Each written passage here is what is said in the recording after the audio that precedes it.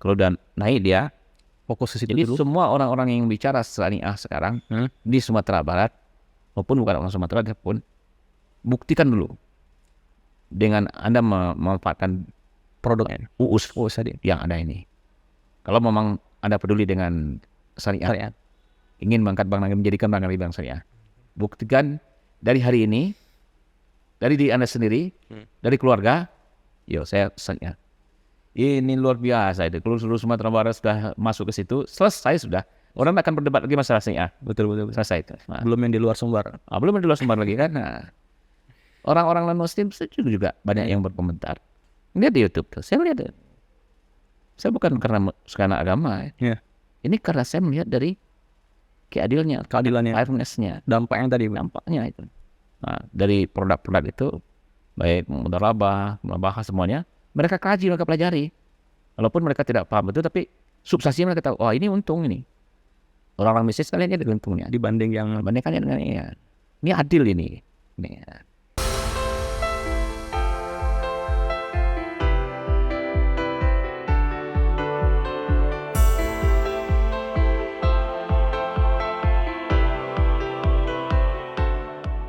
Assalamualaikum warahmatullahi wabarakatuh. Kembali lagi di program Pojok Literasi Syariah bersama Bank Nagari.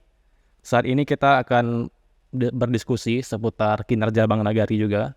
Dan sudah hadir juga langsung di studio bersama Buya Komisaris Utama Bank Nagari, Buya Insinyur Beni Warlis MM Datuk Tan Batuah. Selamat datang Buya. Assalamualaikum. Waalaikumsalam warahmatullahi wabarakatuh. Nah, mungkin karena di sini temanya lebih ke pembahasan kinerja Bank Nagari dari segi pendekatan kuantum sentuhan kalbu ya. Penasaran nih bagaimana kinerja Bank Nagari dengan pendekatan kuantum atau QSQ bahasanya. Ini katanya. Mungkin sebelum itu kan ini Buya kan udah dipercayai menjadi Komisaris Utama Bank Nagari sejak Maret 2021. Nah, kalau dari sudut pandang Buya, Bank Nagari sekarang seperti apa Buya? Ya. Makasih Ihsan. Assalamualaikum warahmatullahi wabarakatuh.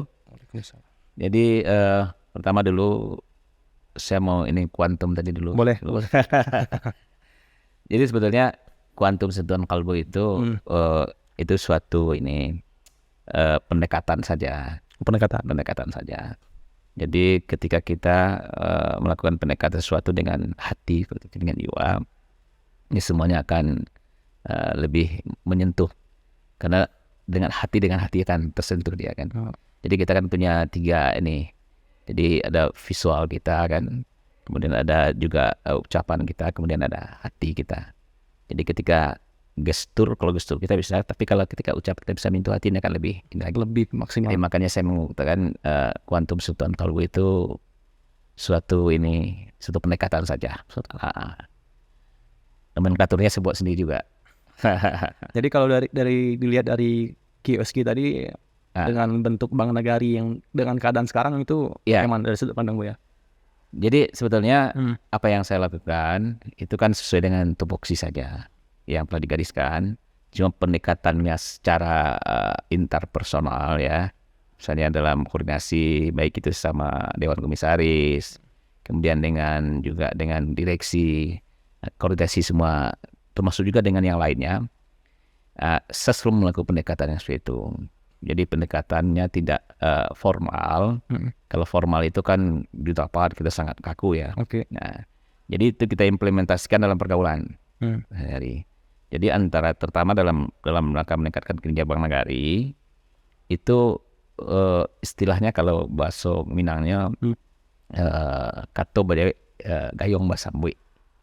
Artinya apa yang saya inginkan itu sampaikan itu juga Pak Dirut juga hampir sama, walaupun aninya berbeda ya.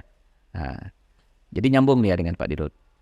Jadi setiap apa yang ingin kita bicarakan, apa yang ingin kita diskusikan tidak selalu dalam forum formal, cuma sering di informal, misalnya di warung, di lapau seperti itu kan. Jadi kira-kira seperti itu. Atau juga di surau. Yang sentuhan kalbu tadi. Iya. Jadi kita kan punya 3 tempat ini. Saya kan basicnya pertanian ya. Pak Diak juga. Jadi kami itu ada 3 tempat. Pertama adalah surau. Kedua danau.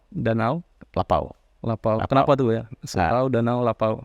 Surau itu seperti masjid inilah. Oke. Kalau kita habis sholat kita berdialog seperti itu kan bisa bicara dari hati ke hati, kan nyambung itu. Kemudian di lapau sambil kita bergurau, saling ini kan, Lebih santai. lebih santai, Santai. akan lebih ini. Dangau juga seperti itu. Dangau juga seperti itu. Atau ada cerita khusus di danau ini atau? Dangau itu lebih pada kami orang pertanian itu ada penyuluhan itu kan di dangau. Oh gitu. Seperti itu. Nah, jadi itu hanya pendekatan. Kemudian kalau kita, dan itu memang sangat ampuh sekali, sehingga kita rapat-rapat formal itu tidak terlalu ini tegang ya. Oke. Tidak terlalu tegang. Itu aja. Dan ini secara teorinya pun sekarang manajemen sekarang memang harus seperti itu, tidak selalu orang harus bicara di kantor, harus bicara di forum-forum rapat-rapat. Cuma kadang-kadang di ke tempat-tempat yang informal ini akan lebih powerful lagi. Kemudian terkait dengan kinerja Bank Nagari, selama kami diamanahkan jadi komisaris ya, teman diamanah sebagai komod sejak tahun 2021. Ini tugas kita itu kan ini pengawasan ya. Bagaimana bank ini agar dia tetap gizi-gizinya terjamin, kemudian tingkat kesehatannya bagus, dan kemudian itu ujung-ujungnya nanti bank ini aman dan dia menghasilkan, memberikan dividen kepada pemegang saham ya. Jadi itu yang kita jaga bersama-sama dengan seluruh, namanya kami kan dewan ya, dewan komisaris. Ada 3 orang, saya komisaris utamanya. Kemudian kita dilengkapi oleh komite-komitenya untuk mengerjakannya. Jadi selama 2 tahun ini, alhamdulillah karena kualitas kita bagus, dan ternyata juga prestasi bank ini juga sangat bagus sekarang. Nah, kenapa bagus? Pertama, karena memang jajaran direksi dan seluruh personel bekerja dengan baik, bagus. Kemudian dalam pengawasan, baik pengawasan kita secara di Dewan Komisaris maupun juga dari OJK dan semuanya. Jadi semuanya tidak akan bisa terjadi seperti itu ketika koordinasi tidak kita jalin dengan baik. Jadi ada di situ kolaborasi dan ada sinergitas kita bersama-sama. Itu yang kita kira-kira seperti itu. Oke Bu Yang. Kan Bank Nagari ini sebagai salah satu perusahaan Pemda ya. Pemda. Dan juga tentunya kan berdampak besar terhadap perekonomian Sumatera Barat. Nah, kalau dari selama Buya menjabat sebagai komisaris utama tadi itu sejauh ini sudah sejauh mana gitu Bank Nagari ini berkontribusi terhadap Pemda Sumatera Barat misalnya? Ya, jadi Bank Nagari adalah BUMD. Ya, BUMD milik pemerintah Provinsi Sumatera Barat dan seluruh kabupaten kota yang ada di Sumatera Barat. Kita ada koperasi Bank Nagari. Jadi memang Bank Nagari ini dibuat dulu oleh para pendahulu untuk bagaimana menggerakkan perekonomian. Nah, pertama untuk menjangkau masyarakat kita yang ekonomi bawah ya, termasuk juga ke bawah petani, para pedagang, UMKM semuanya. Nah, kemudian juga tidak terlepas dari nanti adanya ASN ya, karena ini pemerintah. Kemudian ASN berarti sudah ada sistem undangnya. Dia masa memiliki juga terhadap bank ini kan. Nah, jadi itu sangat luar biasa kalau kita lihat perkembangan Bank Nagari baik sebelum saya jadi komisaris juga ya. Walaupun saya belum jadi komisaris waktu saya kan sebagai pejabat di Pemprov ya. Pejabat di Pemprov, dan semenjak malah saya di Kota Payakumbuh ya, saya selaku sekda, sering juga mewakili rapat pemegang saham juga sebelum komisaris utama. Saya kan pemegang saham juga karena pemerintah daerah kan. Jadi saya mengikuti betul perkembangan Bank Nagari. Kenapa Bank Nagari bisa tumbuh dan berkembang begitu cepat dan mampu bersaing dengan bank-bank BUMN ya, bank-bank Himbara. Tetap kita menjadi tuan rumah dengan market share kita sekarang 36% ya di Sumatera Barat. Itu kan hebat itu. Nah, karena semua berkolaborasi, baik itu pemegang saham, seperti Pak Gubernur ya, kemudian Bupati Wali Kota Sumatera Barat, merasa memiliki, sehingga energi itu selalu diberikan dalam bentuk tambahan modal. Ini kan dana Laskar yang diberikan setiap tahunnya oleh pemegang saham. Nah, sehingga itu meningkat terus, dan bank ini bisa terus berkembang. Kemudian di samping itu rasa memiliki oleh kabupaten kota, Oke. oleh provinsi, semua ASN di Sumatera Barat itu sebagian besar sudah kita pastikan dari Dinas Bank Nagari. Di Sumbar. Sumbar. Sebagian besar. Gajinya di Bank Nagari. Oke. Nah, dan juga kas daerah di Bank Nagari. Kas daerah. Bank Nagari. Ini tidak dimiliki oleh yang lain. Nah, itu kekuatannya. Kemudian ada satu lagi, nomenklatur nagari ini. Nagari ini kan nomenklatur ini punya suatu kekuatan sebetulnya. Oke. Nomenklaturnya bagaimana, Buya? Maksudnya? Hanya satu di Indonesia. Oke. Yang lain namanya Bank Pembangunan Daerah Sumut, BPD Sumut, BPD Sumsel, Oke, betul. BPD Bengkulu. Kita kan enggak Bank Nagari. Bank Nagari. Nah. Oke, siap. Nah, dan kita Bank Pembangunan Daerah kan sebenarnya itu. Betul. Tapi kita punya nomenklatur Bank Nagari ini mempunyai suatu rasa memiliki oleh masyarakat Sumatera Barat. Oke. Karena kita adalah semua anak nagari, betul, anak nagari. Sehingga sangat melekat. Sangat melekatnya termasuk perantau.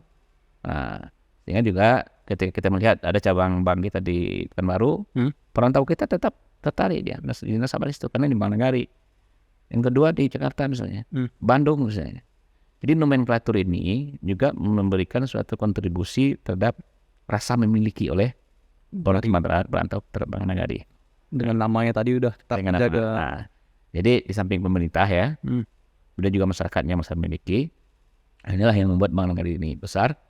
Kemudian dia berkontribusi terhadap pembangunan. Pertama, sektor real bergerak. Keuangan bergerak. Dengan uang yang diputar oleh Bank Nagari. Itu yang di masyarakat kan. Kemudian dividen Bank Nagari. Keuntungan Bank Nagari ini langsung dinikmati oleh provinsi dan kabupaten kota. Menjadi pendapatan asli daerahnya. Nah, bayangkan sama Pak Ihsan ya. Sumatera Barat aja sekarang itu 110 miliar misalnya, mendapatkan dividennya. Dari dulu misalnya bergerak terus. Itu tahun 2000 tahun sekarang. Sebelumnya 90 sekian. Naik terus tingkatannya.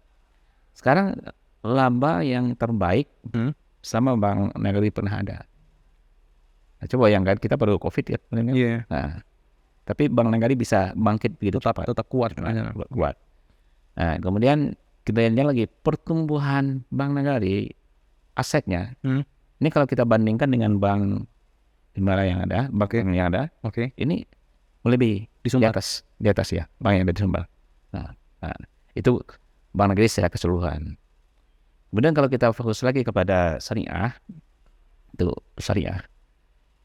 itu juga UUS-nya punya unit syariah. UUS kita juga berkembang pesat sekali. Ini suatu indikasi bahwa masyarakat Sumbar itu care dengan syariah. Ini gitu deh masyarakatnya. Walaupun literasi kita masih rendah. Betul. Nah, literasi syariah kita masih 90%. Jadi ini tugas kita bersama. Kira-kira. Termasuk seperti program pendekatan kuantum tadi yang Buya lakukan. Ya. Jadi ini membutuhkan sebetulnya kita sudah bekerja sama dengan seluruh ormas Islam yang ada di Sumatera Barat dan MOU-nya 18 ormas Islam untuk bisa mengkampanyekan syariah ini. Ya. Nah, itu yang kita harapkan ke depan. Mungkin Ihsan dan para pemirsa semua bisa melihat sekarang kondisi sekarang ya.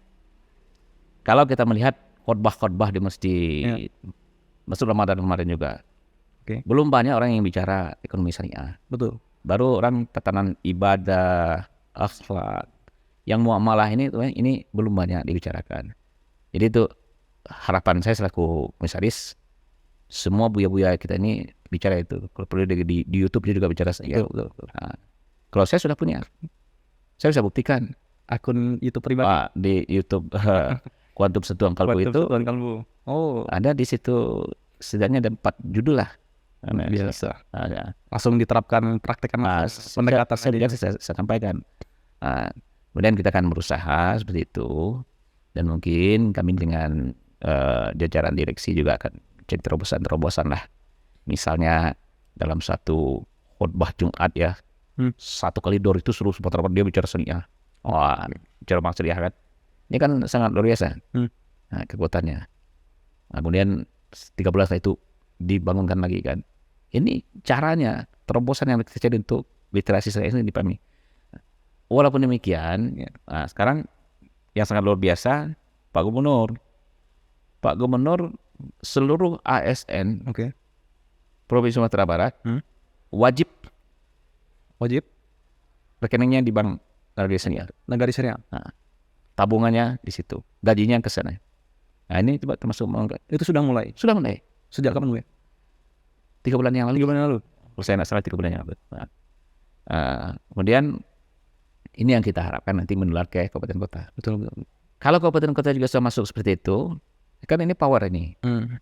Ini dengan sendirinya nanti sana ini akan naik dengan sendirinya. Betul. Nah, tambah lagi edukasi yang kita berikan tadi kepada masyarakat melalui para mimbar-mimbar Jumat, mimbar dakwah seperti itu. Jadi edukasi literasi syariah ini bisa sulit, bisa mudah, tergantung medianya. Soal itu kita bersama. Salah satunya ini. Betul. Ini barangkali kan salah satu terobosan dari Pak Dirut supaya ini menjadi satu dapurnya lah untuk kita ini kan. Itu kira-kira. Oke. Baik, Buya. Karena dilihat kemarin tanggal 12 Maret kemarin, Bank Nagari udah berusia 61 tahun. Iya. Okay. Iya. Nah, kalau menurut Buya, bagaimana sih terhadap kehadiran Bank Nagari selama usia 61 tahun ini terhadap masyarakat Sumbar itu? Iya. Apa yang harus dilakukan, Buya? Tidak ada masyarakat Sumbar yang tidak kenal dengan Bank Nagari. Nah, jadi tinggal Bank Nagari sekarang kita melihat program-program yang sangat luar biasa yang diluncurkan oleh Bank Nagari ya, produk-produk yang luar biasa, termasuk masalah digitalisasi itu sangat luar biasa dan kita sudah setara dengan perbankan-perbankan yang lain. Nah, seperti QRIS juga sudah ada di mana-mana kan. Ada satu lagi yang juga nanti akan ada digital masjid. Oh, digital masjid. Itu yang mendata seluruh masjid di Sumbar ya, Bu? Ya, jadi gini, kita kan tahu semua masjid-masjid kita baru dalam tahapannya pengurusan ini masih banget sekarang. Saldo kita sekarang sekian juta, 50 juta, 60 juta. Itu diumumkan setiap Jumat itu. Itu uang itu. Uang ini. Kalau 5.000 masjid di Sumatera Barat, dengan saldo data itu berapa? Uangnya yang benar di Bank Nagari kan. Kemudian perantau kita tinggal kita mengirim barcode-nya aja. Seperti ini kan. Nah, disampaikan siapa yang mau ke masjid ini. Nah, kemudian ketika kita ada pertemuan misalnya di Jakarta atau di Bandung di mana-mana, kita bicara Bank Nagari. Kalau Anda ini membantu kampung Anda tinggal cari masjid apa yang Anda cari di sana. Lebih rinci sampai ke dia akan lihat nih. Kalau ini masjid Sa'adah di negara itu. Ada ini masjid Nurul Iman itu. Dia melihat nama Anda di kampungnya itu emosionalnya sudah terbang. Ini juga salah satu terobosan. Membuat secara itu nanti akan masuk di aplikasi khusus atau udah di M-Banking Bank Nagari? Sudah masuk. Oh, luar biasa. Nagari Digital Masjid namanya. Oh, Nagari Digital Masjid. Itu sudah ada. Nah, dan banyak terobosan yang dilakukan mudah-mudahan dan ini membuat Bank Nagari itu setara dengan perbankan yang lainnya. Nah, jadi masyarakat menikmati itu. Hanya sekarang yang masih belum di luar negeri. Nah, kalau saya kemarin waktu pergi ke Malaysia bisa kita gunakan. Tantangannya apa, Bu ya? Nah, itu mungkin dalam waktu tahun depan mungkin sudah bisa. Saya tantang juga Pak Dirut kemarin itu. Ini apa nih Pak Dirut? Malu saya ke ini. Iya, karena sayang tidak dimanfaatkan. Ya, ini sedang diapakan chipnya. Lanjut Ibu ya. Ya. Kan sebagai perwakilan juga nih pemegang saham di Bank Nagari. Bank Nagari itu kan tadi udah banyak manfaat yang Buya sampaikan.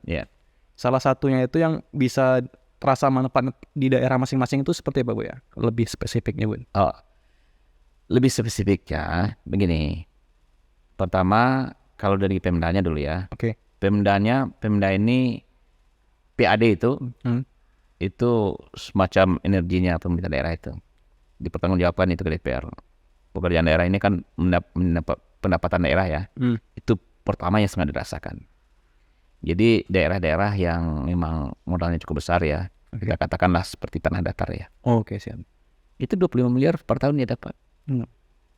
Itu paling banyak dimanfaatkan di bagian sektor apa, Pak? UMKM? Nah, jadi setelah dia masuk ke anggarannya, kalau 25 miliar, itu mungkin udah 10% dari pendapatan yang masuk. katakanlah dia akan memanfaatkan nanti, dia pasti memanfaatkan untuk UMKM-nya. Paling besar di UMKM. Walaupun ya uang itu kan masuknya gabung semua ya. Betul. Setidaknya dalam pemikiran dari kepala daerahnya, ini loh uang hasil ini kita untuk masyarakat kita, untuk ekonomi kita, pasti ke sana. Contoh ada program-program yang sangat bagus sekarang seperti juga di Tanah Datar itu mamakan rendang.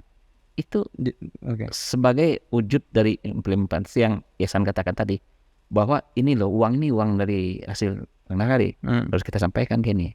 Nah, juga di Solo juga sudah buat itu. Di Solo apa tuh ya? Solo namanya saya nggak tahu persis ya. Nah, Provinsi kan juga mau membuat waktu itu, cuma ada ini hal-hal teknis dengan sepedanya masih kita selesaikan itu. Jadi kalau masyarakat tambah lagi program-program yang ditujukan kemarin juga di UMKM yang itu untuk yang pedagang-pedagang kecil itu enggak perlu lagi pakai anggunannya, udah bisa. Kita berikan yang mikro itu kan. Nah, jadi masyarakat kalau di pasar-pasar sekarang yang sangat kita khawatirkan itu kan masih adanya rentenir. Masih banyak rentenir. Ada bank namanya 810 kan. Kemudian jangan bayarnya 10 nanti kan. Nah, itu luar biasa peliputannya nih ya. Jadi itu yang mencekik rakyat kita. Betul. Nah, itu di pasar-pasar ya. Kemudian ada lagi kalau di tingkat petani ada namanya ijon. Ijon. Pernah dengar kata ijon? Belum. Apa itu ya? Ijon itu saya ada petani sekarang. Saya bayarkan mau beli pupuk ini, mau beli apa bibit ini, ya. Nanti setelah panen tanpa ada ikatan apa-apa pun juga, padinya saya beli. Harganya tidak pernah disepakati. Satu pihak saja. Ijon tadi. Itu riba loh. Betul. Nah, ini kalau kita senyap itu yang mau kita ini yang kita lakukan. Nah, kalau kita udah masuk sana kan tidak seperti itu. Betul. Harus saling sepakat akadnya tadi ya. Akadnya kan. Nah, ini kalau saya betul. Jadi kuncinya adalah bagaimana kita karena kita adat bahasa ini sarana bahasa ini kita Allah kan. Ya kita sebetulnya di depan untuk sunnah ini. Dan itu telah dilakukan sebetulnya oleh masyarakat. Contoh, seduhan sapi. Saya punya sapi. Berikan kepada petani. Disepakati. Nanti setelah anaknya lahir, separuhnya untuk yang melihara, separuh untuk saya untungnya. Kayak itu akan seperti itu. Bagi hasil kan? Bagi hasil. Kemudian kalau dia dijual nanti, dia akan bertambah. Waktu kita beli misalnya 10 juta, dipeliharanya sudah 2 tahun dia menjadi 15 juta, bagi hasilnya nih. Itu saatnya saling sepakat tadi ya. Lagi. Nah, jadi yang lain pertanian bagi-bagi hasil itu sudah dilakukan. Nah, ada lagi juga yang terus lama dilakukan yang juga riba juga. Dan itu dilawan juga semua. Pagang gadai namanya. Apa? Pagang gadeng. Jadi Ihsan punya sawah. Saya butuh uang. Saya butuh uang. Ini ukurannya emas. Jadi minta uang jam. Misalnya 10 emas. Saya ambil sawah 10 emas ini bentuk gram 10 misalnya. Yang minjam kan? Saya ambil sawahnya. Selama sawah itu di tangan saya, utangnya belum bayar, saya ambil hasil sawahnya. Coba bayangkan. Ini ada sudah sampai 30 tahun sampai sekarang. Sampai 30 tahun. Enggak sanggup orang bayar kan? Emas itu kan naik terus. Betul. Naik terus. Nah, ini juga riba. Jadi perekonomian syariah ini sangat cocok sekali, wajib hukumnya bagi kita. Ya ayyuhalladzina amanu dukhulu fis-silmi kafah. Harus masuk Islam itu secara sempurna. Karena agama Islam ini sudah agama yang sempurna. Nah, karena dipanggil Buya tadi. Sama ayat al-yauma akmaltu lakum dinakum wa atmamtu alaikum ni'mati wa raditu lakumul Islam madinah. Ini Islam itu agama yang sempurna. Apa dampaknya? Bukti sekarang. Bahwa orang tidak lagi melihat agamanya sekarang kalau untuk syariah ini. Ada dari keadilannya itu. Sehingga di Inggris lebih banyak orang memacu ke syariah. Bukan karena agamanya Islam, bukan. Karena dia melihat dari segi terasa dampak keadilannya. Keadilannya itu. Mungkin langsung Bu ya. Ya. Jadi lebih yang membedakan Bank Nagari ini dengan Bank Nagari dengan bank yang lainnya ini apa Bu ya? Atau kita lihat dari segi syariahnya juga ya? Kalau secara Bank Nagarinya dulu gini, Bank Nagari berbeda dengan bank yang lain ya. Kalau boleh nyebut bank lain ya, Oke. bank lain aja itu ya. Keputusannya itu selesai di Padang ini. Oke. Ya, ada masalah misalnya di Bukit Tinggi kan, orang tidak perlu jawaban dari kantor pusat. Kantor pusat cukup di Padang aja, selesai masalahnya. Jadi cepat Oke, itu satu. pelayanan sama itu. Kalau bank lain, karena kantor pusatnya di Jakarta, di sini ada cabang, kepala cabang lapor dulu ini dulu. Lebih lama proses. Rantainya itu panjang. Rantai panjang. Nah, kalau bank lain tidak. Kedua, yang bekerja di Bank Nagari ini anak ponakan awak, Oke. anak ponakan awak. Dia rasa memilikinya tinggi. Karena Nagari tadi ya. Nagari tadi. Nah, itu. Jadi itu bukan hanya dari kita melihat dari banknya aja, juga dari karyawannya juga seperti itu. Sudah pasti dia rasa memiliki dalam Bank Nagari. Itu kelebihan-kelebihan dari Bank Nagari. Oke. Di samping juga aspek-aspek ini budayanya juga ada ya, berbeda juga dengan bank lain kan. Kalau dari segi unit syariahnya Bu ya, Kalau udah syariah sudah pasti itu udah bisa ditawar-tawar lagi, udah pasti jauh lebih. dibanding dengan bank yang berbentuk syariah juga. Kalau kita banding dengan kita baru UU saja sekarang sudah lebih kita dari Oke. yang lain kan. Dengan penghargaan UU tadi ya. Baru UU saja yang bergerak, belum lagi busnya kan. Oke. Sudah di atas pertumbuhan kita, persentase pertumbuhan kita sudah 23%.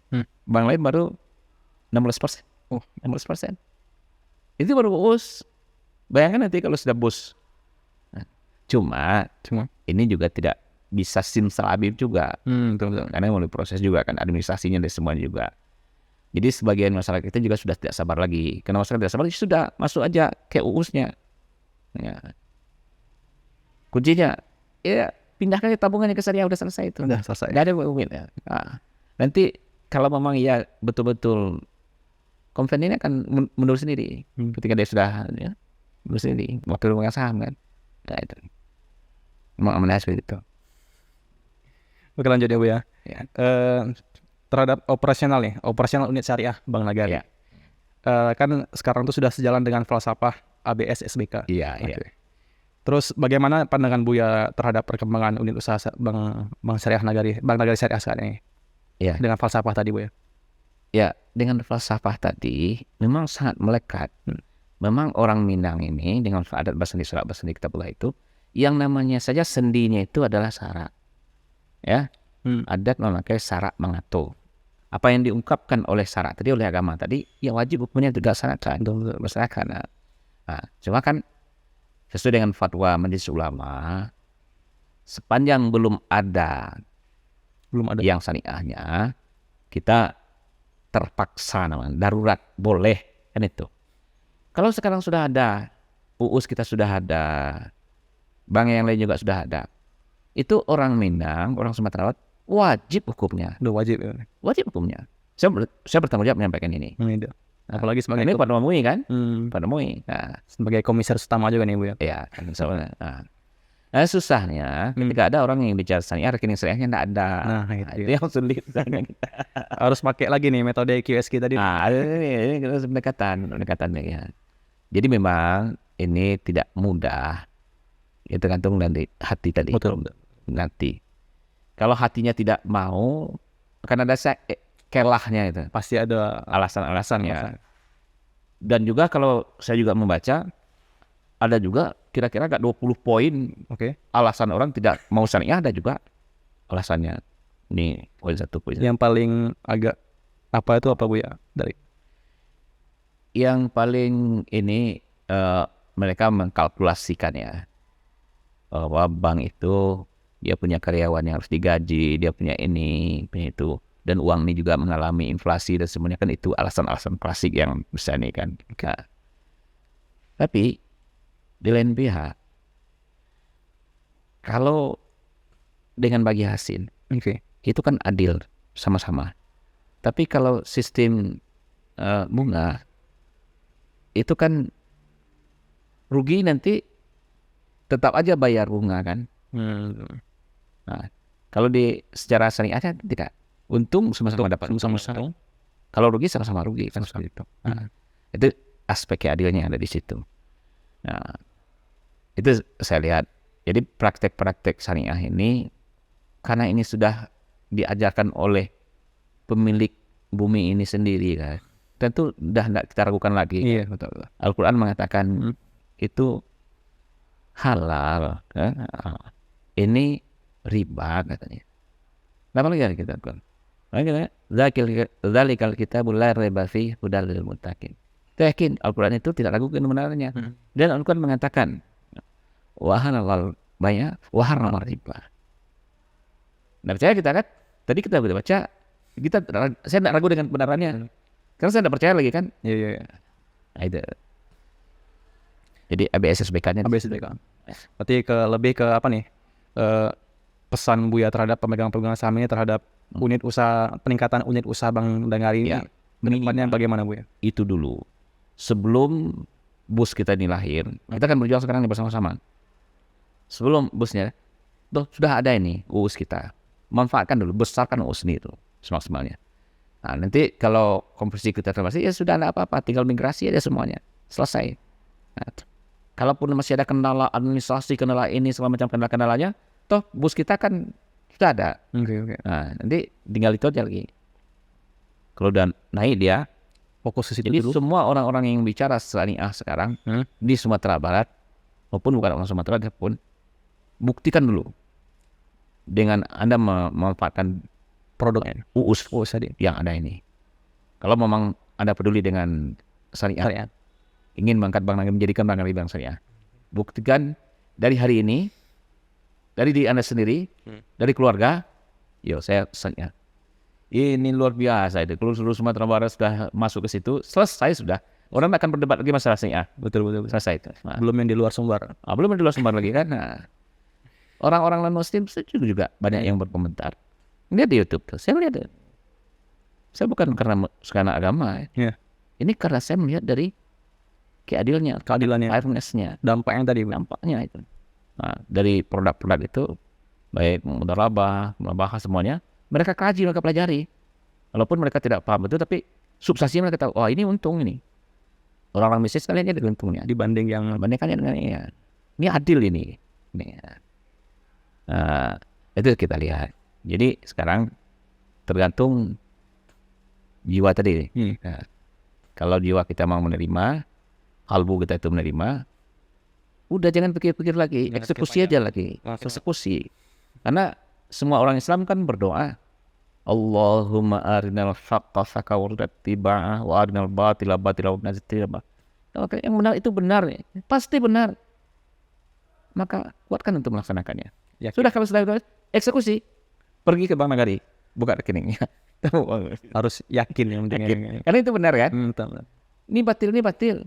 Ya jangan lagi. Tapi jangan ada tapinya lagi gitu. Itu kan sering ada tapi. Nah, jadi agama syarak kita ini betul-betul eksekusi. Karena tingkatnya 3. Yakin dulu. Ini sih makanya kalau tadi yang mungkin hati tadi. Kemudian lisan kita mengatakan iya benar. Kalam kita mengatakan. Kemudian wa amali bilahkan. Eksekusi. Lakukan saja. Nah, jangan lama-lama lagi. Nanti banyak tapinya Bu ya. Banyak tapinya. Waswasil khannas kan. Kadang-kadang kita sendiri yang membuat. Hanya Allah ingatkan itu semua. Luar biasa kalau kita ini. Jadi kalau dari sudut pandang Buya sekarang itu kan bagaimana tantangannya kan bagaimana masyarakat Sumbar itu menjadi pilihan utama itu Bank Nagari Syariah itu menjadi pilihan utama yang itu. Iya. Sejauh ini apa yang harus diperbaiki lagi, apa yang harus dipersiapkan lagi untuk menjadi pilihan utama masyarakat Sumbar ini Buya tantangannya? Dari segi syariahnya ini literasinya itu yang paling penting. Karena gini, ada juga sinyalemen. Kadang-kadang orang sedang menghembuskan yang tidak-tidaknya aja. Itu casing aja itu, Bank Syariah itu sama aja katanya. Karena mereka belum tahu, belum masuk ke sana, belum paham. Saya juga nggak tahu dulu dengan ini. Itu cara membackupnya gimana Bu ya? Kalau yang contoh yang Bu ya sampaikan tadi itu casing aja tuh misalnya. Itu casing aja. Ya makanya inilah literasinya kita sampaikan. Makanya memang seluruh pemangku kepentingan bahu-membahu. Nah, kalau kita namanya kan tadi tikus sapilin tuku tikus jarangan ya. Ya mama cedek pandai alim ulama. Termasuk di bunukan doang. Nah, kita masih yakin sekarang peran daripada niat mama itu untuk ini sangat besar. Karena ada lembaga-lembaganya seperti di Presiden Kabupaten, ada LK-nya, kemudian ada KAN-nya, kemudian ada ini mama di ini kan. Kalau yang bicara ini sudah 3 unsur itu, ini akan powerful sekali itu Sumatera Barat. Dan mereka menteladankan, mencontohkan. Mereka membuktikan ini loh, saya rekening syariah saya. Pernah ada, ini saya tidak boleh nyebut. Dalam satu diskusi-diskusi seperti ini, dulu tuh masih melalui Zoom. Dia bicara ini.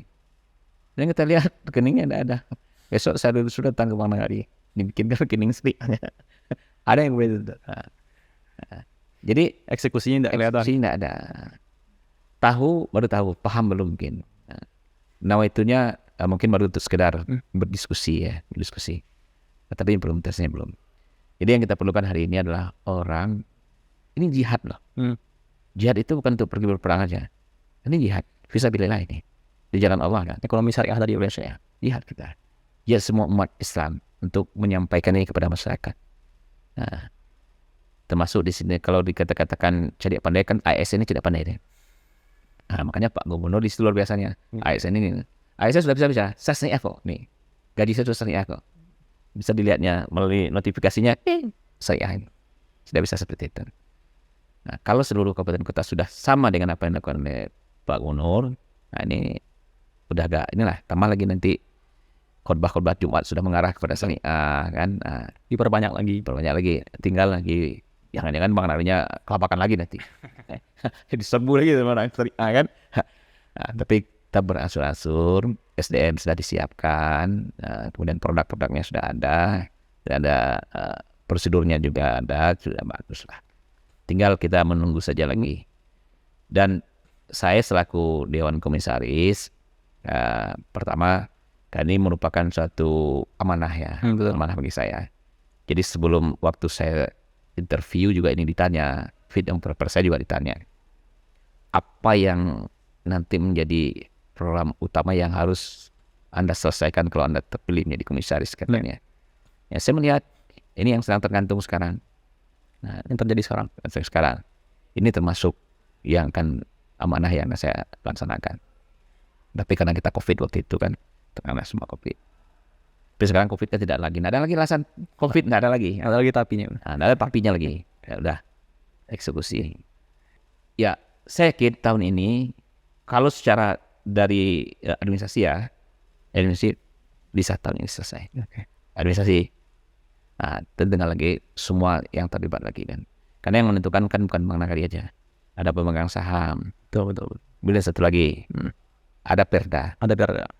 Nah, Perda ini kan di luar kendali komisaris, di luar kendali Bang Nagari. Kendalinya itu dan ada lagi di situ ya kebulatan dari seluruh pemegang saham. Nggak boleh sumbing. Betul. Sumbing. Karena terkait dengan tadi kas daerah ada semuanya.